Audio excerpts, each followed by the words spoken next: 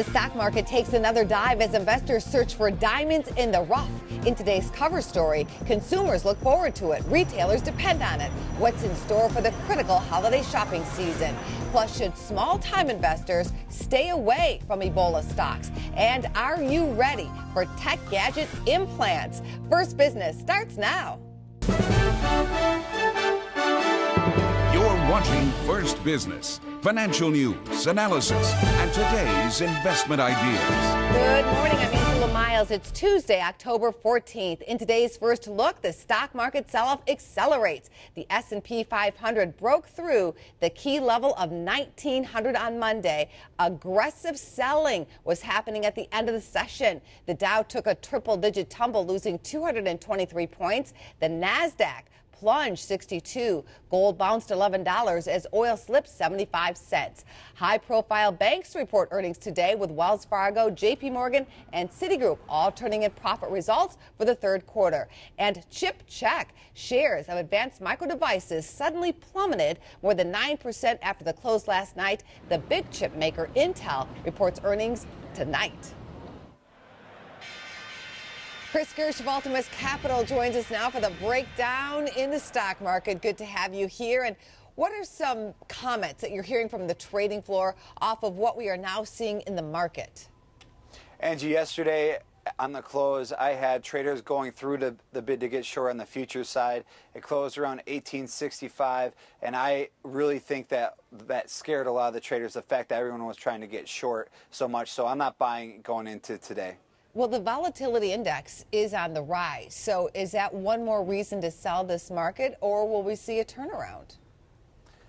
Angie, the fact that we have seen almost a 90% rise over the last 3 months in the VIX tells me to stay short. Anything between 18 to 20 is telling us traders that there's going to be a potential sell-off. So I am not buying right now. But at what point do you buy and choose not to cry about the market?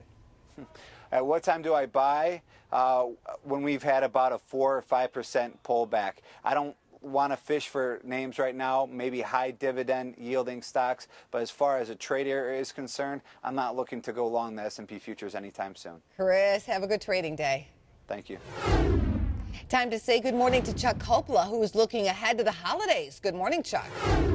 Good morning, Angie. In today's cover story, it's too soon to tell if retailers will be happy at the end of the year holiday consumer spending, but there's no shortage of hopeful predictions. Some optimistically hoping for retail sales up as high as 4.5% over last year.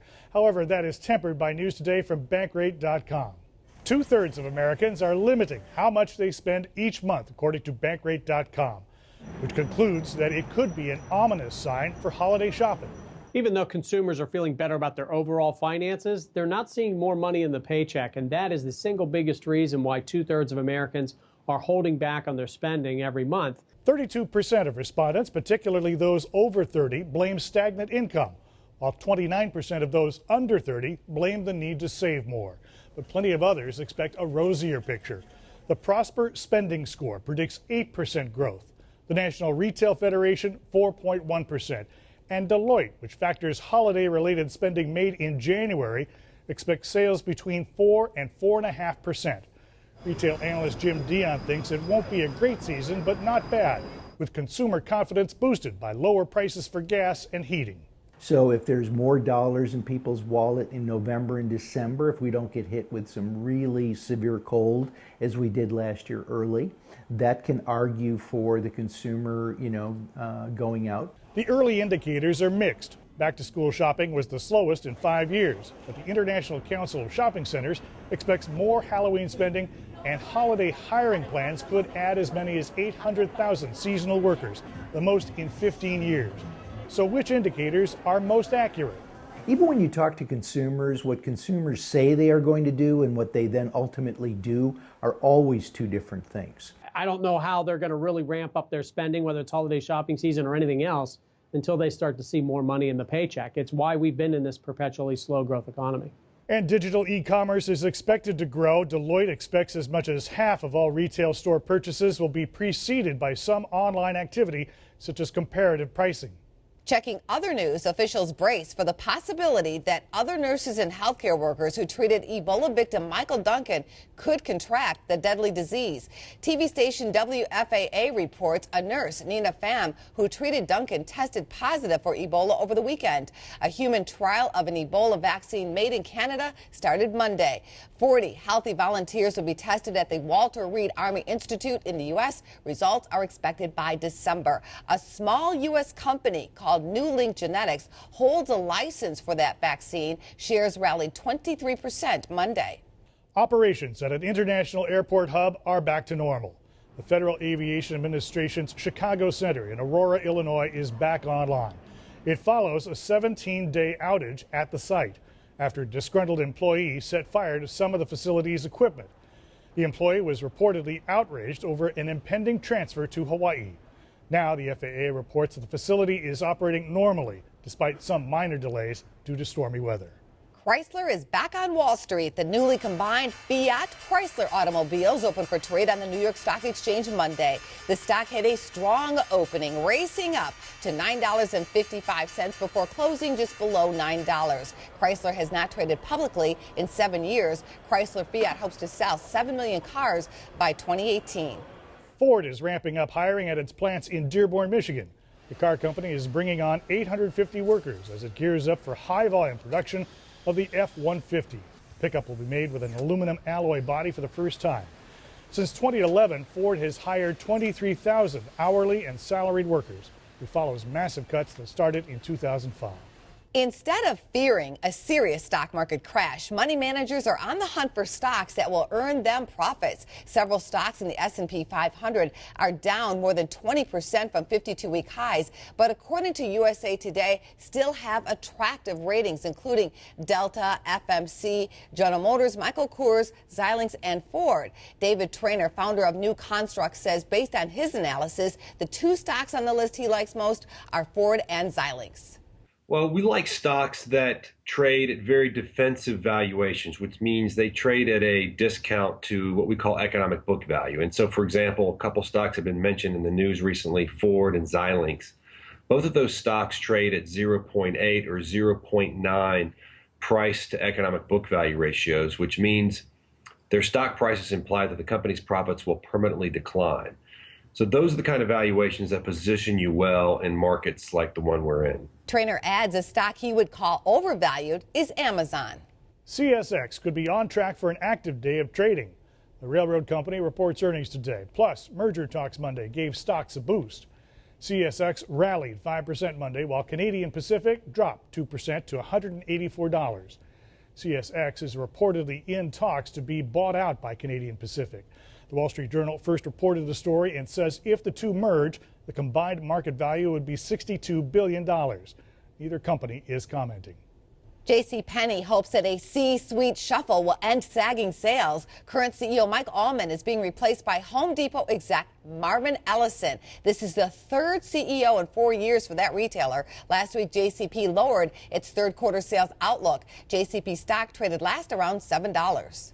Wall Street firms are flooding money into political campaigns. CNBC reports wealthy private fund managers have donated a record amount of money to candidates for the upcoming midterm elections. According to the Center for Responsive Politics, hedge funds have given a record $26.2 million to political campaigns in 2013 and 2014.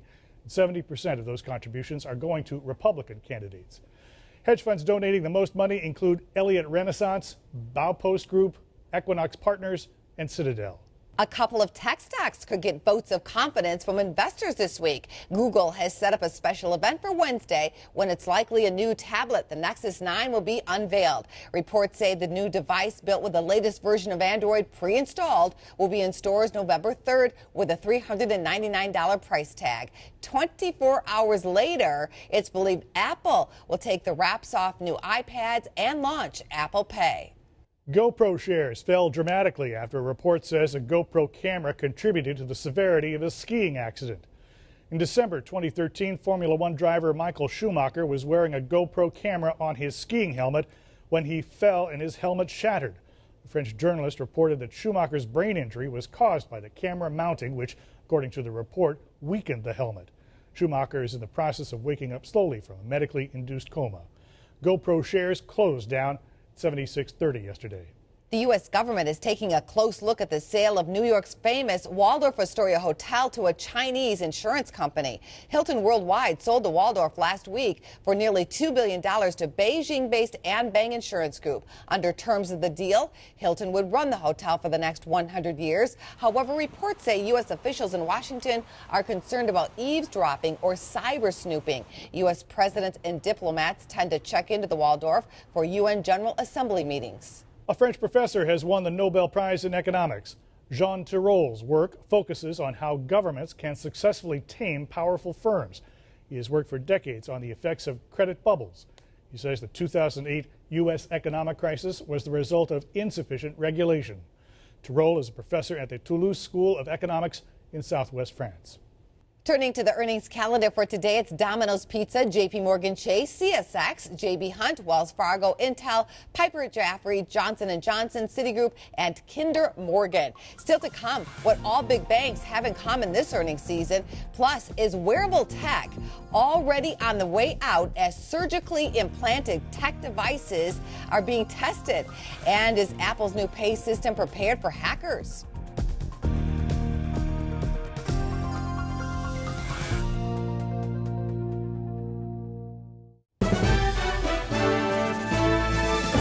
Kmart will provide free credit monitoring for customers who may have been victims of a hack attack. The discount retailer is investigating a breach that it identified on October 9th. It happened in September, and the chain believes some credit and debit card information was compromised. It follows a string of attacks, including ones on Target, Neiman Marcus, Home Depot, and JP Morgan Chase. Touch, tap, and wave of an iPhone is the new way consumers will be spending their money at stores across the nation. Apple Pay is on the way. Gavin Michael, head of the digital division at Chase Bank, joins us now. Gavin, great to have you here. And reports say banks are really excited about Apple Pay. Can you tell us why? Good morning, Angie. Thanks very much for the time. So when Apple contacted us about being part of Apple Pay, we thought this had the potential to be a game changer. So we jumped at the opportunity to collaborate with them to create this new payment system. You know, we have an experience here that's very easy for our customers to use, very secure and very private. When you say secure, how can we be sure about that? Because, of course, there was a recent breach, but I'm hearing Apple is ahead of the game. So Apple Pay utilizes a new payments technology called tokenization. This is something that we've been working on as a financial services industry for the last 18 months or so. And so what it means is neither your credit or debit card information is actually stored on the device. We store a token that represents the credit card or debit card number, and that token is only used during the transaction. And in fact, if that token is removed from the phone or from the system, it's completely useless. What type of a timeline do you see happening here with Apple Pay? There's reports that it could happen this weekend at Walgreens, and we know that there's this big Apple event happening on Thursday. I can tell you when we announced Apple Pay back in September, it was with a launch date of late this month, and that's continually the timeline that we're told towards the end of this month. I see people who are very tech savvy being early adopters of this, but how do you get everybody else on board? So I think we really have to focus on the customer experience. When the experience is both easy to use and easy to enroll in, consumers will start to use it. As I mentioned, the banks are fairly excited about this new prospect, but what do the banks gain from this? So when I look at our customer base, 7.5 million of our customers bank with us through our mobile application. What we really want to do is continue to be able to encourage that customer base. It's our fastest growing channel. Gavin Michael, thank you for your time today. Thanks very much, Angie. Coming up, our fears surrounding Ebola, creating disillusions in Ebola stocks, and half machine, half human. One author says we are now witnessing the rise of the cyborg. Stay with us.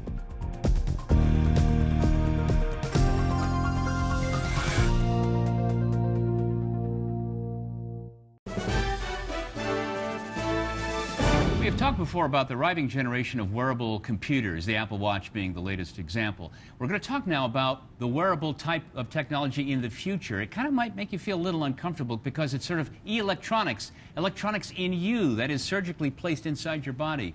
David Gunkel is a professor at Northern Illinois University, and he specializes in information and communications technology, and your book is the machine question. So is this what, the rise of the cyborgs? Are we all going to become half bio and half electronic? Literally, yes, it is the rise of the cyborg.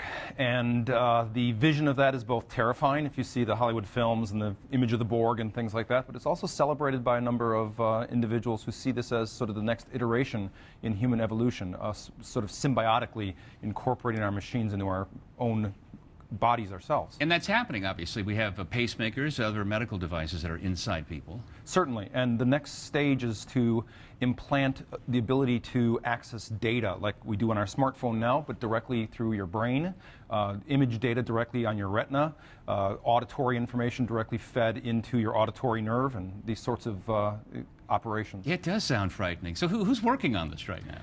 You can imagine that everyone who is involved in computer interface technology and information and communication technology has a stake in this. So Google has a stake in this, the Department of Defense has a stake in this, researchers at Carnegie Mellon University and MIT have a stake in this. So you have this being developed in all kinds of places, not just in the US, but globally. And this is going to be rolling out in the near future? Yes, in fact, we're seeing prototypes already available. It's not yet commercialized, but you can bet that within the next decade we'll see commercialized versions of this. What do you expect the reluctance or hesitation might be? Is it again going to be, as with modern day technology, the idea of privacy? I think the two big ones are privacy, because once you start putting things into the body, people do worry about access to all kinds of biometric data, location data, things like that, and controlling that information. But I also think there's a concern about equality and about social stratification, because this is going to be expensive, and who can afford it and who can't afford it is going to create a brand new digital divide between the haves and the have-nots. Wow, exciting. David Gunkel, thank you so much. Sure, thank you. Still ahead, bring on the banks. How bank earnings could save or shake up this market. Chart Talk is next.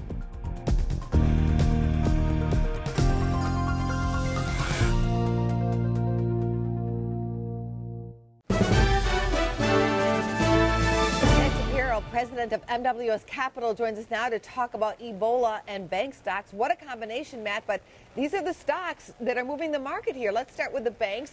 Big earnings coming out today. Is there any particular name you like here? Well, I think all the banks are going to do fine and give some substance to this market. I mean, I can't believe we're talking about, a tragedy of Ebola, but it's sweeping the markets. And, we need some real earnings here to sort of stabilize things. And I think all the big banks are going to come with something decent and provide some sort of footing to this market that's really fallen solely on supposition that bad things are going to happen. Matt, what is happening with bank balance sheets? Well, that is one thing we do want to take a look at. Wells Fargo, for instance, has expanded its balance sheet over the last few years. It's been one of the better performers, i.e. they're out there lending. The other big banks, the Citigroups, JP Morgan's, Bank of America, have seen no growth in their balance sheets. And that's the one thing all the central bankers were talking about over the weekend, is that people are not investing, i.e. making loans, buying new plants, making, hiring new people for better jobs. They're taking financial risks, whether it's investing in something, investing in an ETF, or even just piling up cash at the Federal Reserve, which many of the banks are doing. The options market is predicting that Wells Fargo, Citi, JP Morgan, name one, could make moves of above 3%. So are you looking at volatility continuing into this week's session? Well, yes, we have heightened volatility everywhere. Most of these big blue chip stocks have lower than general volatility, but once the market starts moving like this, you have relatively low volatilities, and then they pop right up because it's a cheap way to protect against market moves. Matt, I'm concerned about these Ebola plays out there because I feel like the average investor is piling into names, Techmira, Chimerex, you name one, and they could get crushed at the end of the day. How do you see the situation?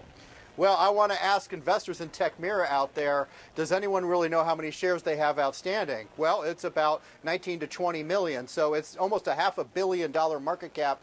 I hope one of these stocks comes out with the vaccine. Obviously, the news is that GlaxoSmithKline has a very good candidate. That stock is down, could be bought. But in terms of the highly speculative ones, you just don't know what's happening. And, in the case of Techmira, it has just a sliver and a fraction of earnings and a huge market cap at this point. Thank you, Matt. You're welcome. That's it for now. Coming up tomorrow, are retailers doing enough to stay ahead of the hackers, especially with holiday shopping coming up? Find out what one insider has to say. From all of us at First Business, thank you for watching.